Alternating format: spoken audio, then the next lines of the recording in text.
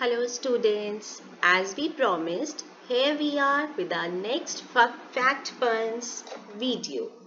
So we are going to discuss about a new animal today. So many facts about elephant. You can see elephant on your screen. Elephant is world's largest land animal. You know what is the height of the animal usually? This is 3 meters height and 6 tons in weight. You can imagine very well the huge size. Students, elephant is a herbivorous animal. You can very well see it is eating plant on your screen. Here you can see it is eating sugarcane. Elephant is fond of sugarcane, you know.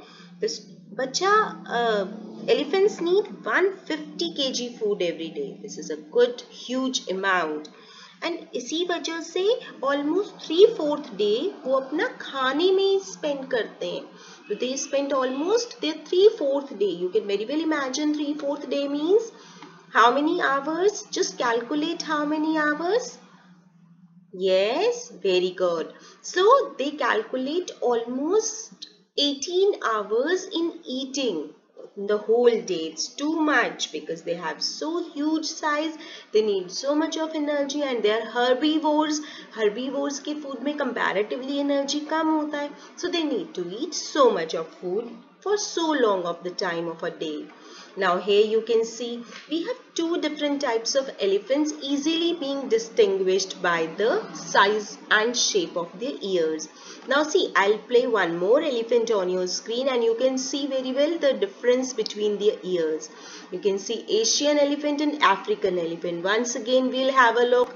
See the ears and see the ears. So we can easily distinguish Asian elephant and African elephant with the help of their shape and size of ears. This was the another fact about this animal. This animal is always a center of attraction for all the people. Just one thing, notice their tusk. Have you seen this tusk? These are made of ivory. And this tusk, this is very very important. इसके बारे में हम बहुत सारी बातें करेंगे tusk के बारे में, पर पहले हम trunk के बारे में बात करते हैं, क्योंकि you know students ये दो organs इनके बड़े unusual हैं. Feet, tail, tummy, eyes, ये सब animals में होता है, but trunk it's in one end only. And then tusk is also a center of attraction. Though we have tusk in other animals like walrus also. हम लोग किसी एक video में ना walrus के बारे में भी बात करेंगे. So tusk फिर भी हमें मिल जाता है और animals में, लेकिन trunk तो सिर्फ और सिर्फ एलिफेंट में ही देखने के लिए मिलता है. सो पहले हम ट्रंक की बात करते हैं, ठीक है. जैसे अभी हमने बोला एशियन एंड अफ्रीकन एलिफेंट्स को आप ईयर्स के लुक से डिफरेंशिएट कर सकते हो. ऐसे उनकी ट्रंक के बेसिस पे भी हम उन्हें डिफरेंशिएट कर सकते हैं. पता है ट्रंक में ना फिंगर लाइक स्ट्रक्चर होता है. Can you see the tip of the trunk. तो ये जो होता है ना, ये एशियन एलिफेंट्स में 2 पार्ट्स में डिवाइडेड होता है और अफ्रीकन एलिफेंट में सिर्फ 1 पार्ट में डिवाइड होता है. तो हम ऐसे भी डिवाइड कर सकते हैं, इनको डिस्टिंग्विश कर सकते हैं अगर हमें ईयर का नहीं भी पता चलता है कभी कभी. तो नेक्स्ट इज ट्रंक में ऑलमोस्ट 150,000 मसल्स होती हैं. कैन यू इमेजिन 150,000 इतनी सारी मसल्स होती हैं. एंड क्यों होती है? जब मसल्स होते हैं ना तो उसमें न्यूरॉन्स भी बहुत होते हैं. न्यूरॉन्स आपको मालूम है सेंसिटिविटी के लिए होते हैं ना, तो न्यूरॉन्स भी बहुत सारे होते हैं. अब इन न्यूरॉन्स की वजह से, इतने सारे मसल्स की वजह से, this trunk is the most sensitive organ among any of the mammal. आप किसी भी मैमल से कंपेयर करोगे, इतना सेंसिटिव ऑर्गन किसी मैमल के पास कोई भी नहीं होता जितना ट्रंक होता है एलिफेंट का. This is the most sensitive organ among any mammal. So this is the third fact we have discussed. ठीक है. अभी इतना सेंसिटिव होता है ये ट्रंक कि ये एक मूंगफली को लेकर उसे पील कर सकता है, उसके पील को ब्लो कर सकता है एंड देन उन छोटे छोटे से पीनट्स को अपनी ट्रंक में, अपनी फिंगर्स में होल्ड करके अपने माउथ में एंटर करा सकता है. You can very well imagine इतने बड़े एक एनिमल के लिए एक छोटा सा पीनट, एक छोटा सा ग्राउंडनट कितना साइज होता है, उसको ये आराम से पील करके, ब्लो आउट करके उसके पील को खा सकता है. सो आपको समझ में आ रहा है ना कितना सेंसिटिव होगा इसका ट्रंक, की कितनी फीलिंग्स होंगी. और मालूम है कि 8 लीटर्स ऑफ वाटर कंटेन कर सकता है अपने ट्रंक के अंदर. 8 लीटर्स. कैमल की तो खैर और भी ज्यादा होती है, हम कैमल से कंपेयर नहीं कर सकते इसको। अच्छा, अभी हम ना टस्क के बारे में भी बात करेंगे। आप देख सकते हो जो कितनी सेंसिटिव लग ही रही है ना देखने से ही। एंड जैसे हमारे नेजल हेयर होते हैं ऐसे इनके ट्रंक हेयर भी होते हैं। Then these are the lip और fingers of the trunk, right. इसी की वजह से वो होल्ड कर पाते हैं चीजों को। अभी हम बात करते हैं टस्क के बारे में। टस्क कौन से टीथ होते हैं? अब यहाँ ना बहुत सारे कंफ्यूजन्स होते हैं। नॉर्मली लोगों को क्या लगता है कि ये आगे से पॉइंटेड शार्प है तो शायद ये कैनाइन्स है, but no, elephant is herbivores. उसके कैनाइन्स तो इतने बड़े हो ही नहीं सकते, उसको चाहिए ही नहीं इतने सारे कैनाइन्स। यू नो, ये इंसिजर टीथ होते हैं जो हम लोगों के माउथ में मोस्टली फ्लैट ब्रॉड टीथ होते हैं। उसके 2 इंसिजर्स पॉइंटेड फॉर्म में ग्रो करके उसके बाहर आ जाते हैं माउथ से। और एक स्पेशल फैक्ट पता है आपको क्या है इन टस्क का, कि लाइफ टाइम ग्रो करते हैं, लाइफ टाइम ग्रोज। तो ये अपने आप में एक बहुत स्पेशल फैक्ट है कि इनके incisor life time continue grow करते हैं। और ये फर्स्ट टाइम एलिफेंट में आपको पता है 2 इयर्स का एलिफेंट हो जाता है, तब तक उसके टस्क नहीं होते हैं। आफ्टर 2 इयर्स टस्क अपीयर होना स्टार्ट होते हैं। ह्यूमन बेबी की अगर बात करें तो अराउंड 4-5 मंथ्स में उनके 2 टीथ दिखाई देने शुरू हो जाते हैं, फ्रंट के 2 इंसिजर्स। पर एलिफेंट के केस में डिफरेंट है, उनका बेबी जब 2 इयर्स का होता है तब उसके 2 इंसिजर्स नजर आने शुरू होते हैं। ठीक है, तो ये थोड़ा सा इसके बारे में एक अनयूजुअल फैक्ट है कि ये इंसिजर्स हैं, कैनाइन्स नहीं। और सेकेंड, 2 इयर्स की एज के बाद ये रिफ्लेक्ट होने या ग्रो करने स्टार्ट करते हैं। देन थर्ड, ये लाइफ टाइम ग्रो करते हैं। ठीक है, अभी हम एक और बात समझते हैं कि एलिफेंट्स आपस में कम्युनिकेट कैसे करते हैं। सी, मोस्ट ऑफ द एनिमल्स का क्या होता है, most of the animals vibrations के थ्रू, टच के थ्रू, बॉडी लैंग्वेज के थ्रू ऐसे एक दूसरे से कम्युनिकेट करते हैं। Same is with animal also, elephant also. तो इसमें तो कोई फैक्ट नहीं है। अब वाइब्रेशंस के थ्रू या फिर टच के थ्रू या बॉडी लैंग्वेज के थ्रू तो बहुत सारे एनिमल्स कम्युनिकेट करते हैं। आपको लगेगा मैम इसमें तो कोई फैक्ट नहीं है, तो हमें मालूम है, we can imagine this. The elephant के साथ ना एक स्पेशल फैक्ट जुड़ा हुआ है उसकी कम्युनिकेशन में, एंड दैट इज एलिफेंट्स कैसे इस टच और वाइब्रेशन के साथ साथ वो सीज्मिक वाइब्रेशंस कम्युनिकेट करने के लिए यूज करते हैं। एक एलिफेंट, सपोज एक हर्ड में से एक छोटा सा बेबी एलिफेंट दूर हो जाता है, किसी वजह से वो उनसे दूर हो जाता है। अब वो बहुत हैप्पीली प्ले कर रहा है या वो बहुत डेंजर में है, वो क्या करेगा, अपने फीट को थोड़ा सा टैप करेगा। उसकी बोन्स में से सीज्मिक सिग्नल्स जनरेट होते हैं, ऐसे सिग्नल जनरेट होते हैं जो ग्राउंड में जाते हैं। और जब सिग्नल ग्राउंड में जाते हैं ना तो उसको सीज्मिक सिग्नल बोला जाता है।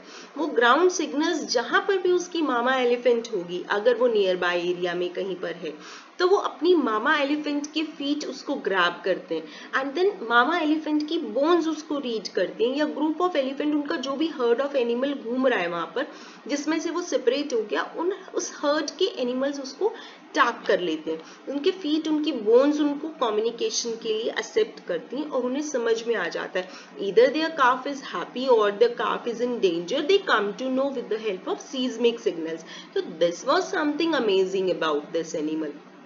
Being so huge, they are able to pass their vibrations in the ground and they are able to accept their vibrations from the ground. This is something amusing about these animals, है ना. तो communication through seismic signals ये अपने आप में एक amazing factor है.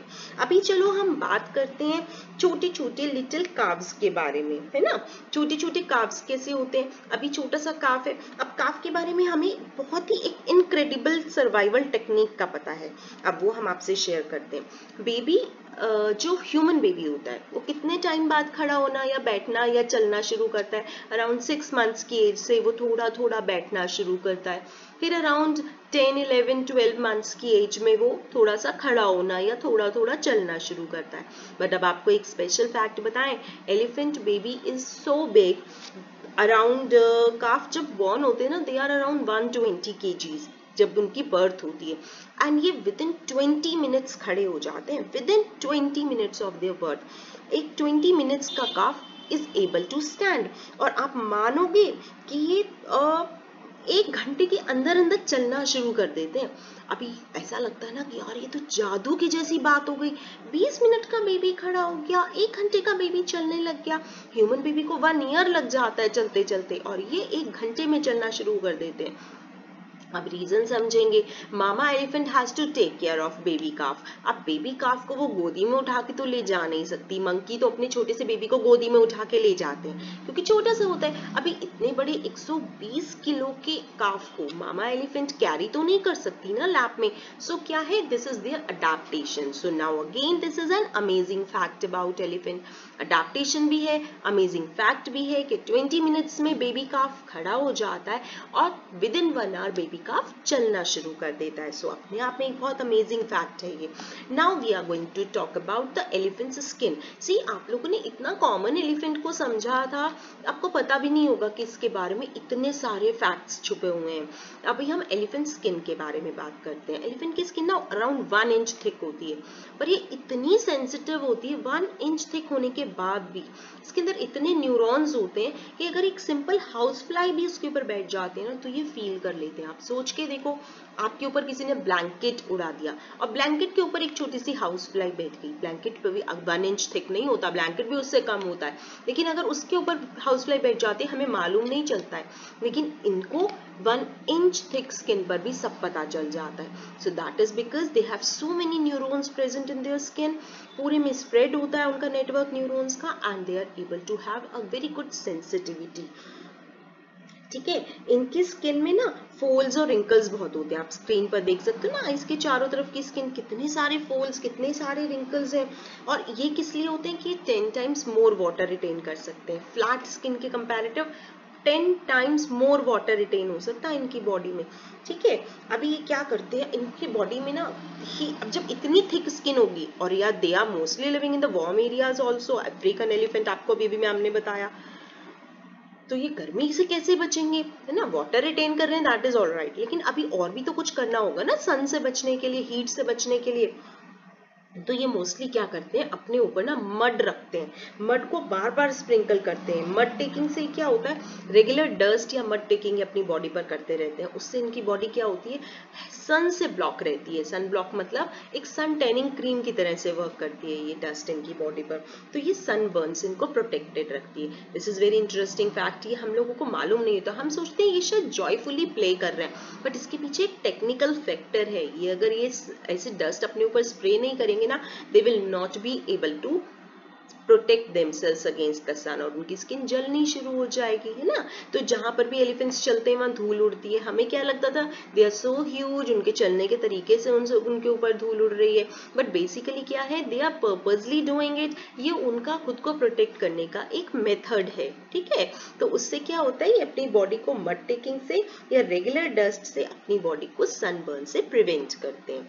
अब हम एक और इंटरेस्टिंग बात करते हैं एलिफेंट के ब्रेन के बारे में। देखने में लगता है कि ये तो एनिमल ही तो है, एनिमल में कितना ब्रेन होता होगा। अभी छोटे से एनिमल से लेके बड़े से एनिमल तक आप किसी की भी बात करो, ब्रेन की बात जरूर होगी इनकी। तो इनका क्या है, एलिफेंट का ब्रेन जो है ना, ह्यूमन बींग्स को बिल्कुल ऐसे, जैसे हम लोग ह्यूमन बींग्स को क्या सोचते हैं, ह्यूमन बींग्स ना एनिमल्स को मोस्टली क्या कहते हैं, अरे वाओ कितना क्यूट लग रहा है ना, ऐसे लगता है ना ह्यूमन बींग्स को सारे एनिमल्स को देख के। सेम देखो, एलिफेंट ह्यूमन बींग्स के लिए यही सोचता है, जो हम एलिफेंट्स के लिए सोचते हैं ना, वही एलिफेंट ह्यूमन बीइंग के लिए सोचता है। वो हमें क्यूट मानता है। रीजन पता है क्या है, एक और दूसरी बात ना, कि ये हमें कभी भी भूलते नहीं है। एलिफेंट्स डू नॉट फॉरगेट और दे रेयरली फॉरगेट। रीजन इज कि इनकी बॉडी में ब्रेन का जो साइज होता है वो मच लार्जर है, और ब्रेन में भी स्पेशली कौन सा part, temporal lobe. Temporal lobe देखो हमारी बॉडी में बहुत स्मॉल है, लेकिन इनकी बॉडी में बहुत बिग है। तो वो ब्रेन का वो टेम्पोरल लोब क्या करता है, that is basically a memory point. तो जो मेमोरी पॉइंट होता है ना हमारे ब्रेन का, वो हमारा छोटा है और एलिफेंट का बहुत बड़ा साइज होता है। तो इसकी वजह से वो क्या होता है, वो जल्दी से लोगों को भूलते नहीं है, जल्दी से एनिमल्स अपने आसपास की चीजों को भूलते नहीं है। तो दैट इज, अभी इवन देखो माउस का भी टेम्पोरल लोब काफी बड़ा होता है, लेकिन एलिफेंट का तो उससे भी बहुत बड़ा है। तो एलिफेंट की मेमोरी बहुत स्ट्रांग होती है, they do not forget. Human beings के कंपैरेटिव तो बहुत ही ज्यादा होती है इनकी मेमोरी। इनका टेम्पोरल लोब डेंसर भी होता है और इनका टेम्पोरल लोब लार्जर साइज में भी होता है। ठीक है, तो ये हमने बहुत सारे फैक्ट्स इनके बारे में पढ़े। एलिफेंट का ब्रेन क्या करता है, हम लोगों के ब्रेन से 2 या 3 गुना बड़ा होता है, 2 or 3 times of the size of human brain, और इसकी वजह से इनको इंटेलिजेंट स्पीशीज भी माना जाता है। आप लोगों ने कभी कभी सर्कस में देखा होगा, एक एलिफेंट क्रिकेट खेल रहा होता है, बैट उसकी ट्रंक में उसने पकड़ा है, दूसरा एलिफेंट ट्रंक से ही उसको बॉल थ्रो कर रहा है. तो that is just the brain allows them to have an amazing memory and amazing way of receptance. उनको पेन भी बहुत फील होता है, उनको इंजॉय भी करना आता है, बिकॉज उनका ब्रेन प्रॉपर फंक्शनिंग में है. तो इसलिए ब्रेन से रिलेटेड जितने भी काम होते हैं एलिफेंट बहुत अच्छे से कर पाते हैं. Right, so that's all for elephants today. Next class में या नेक्स्ट वीडियो में I think let's work on octopus this time. तो अभी नेक्स्ट वीडियो मैम लेकर आएंगी ऑक्टोपस से related. Till then stay safe students.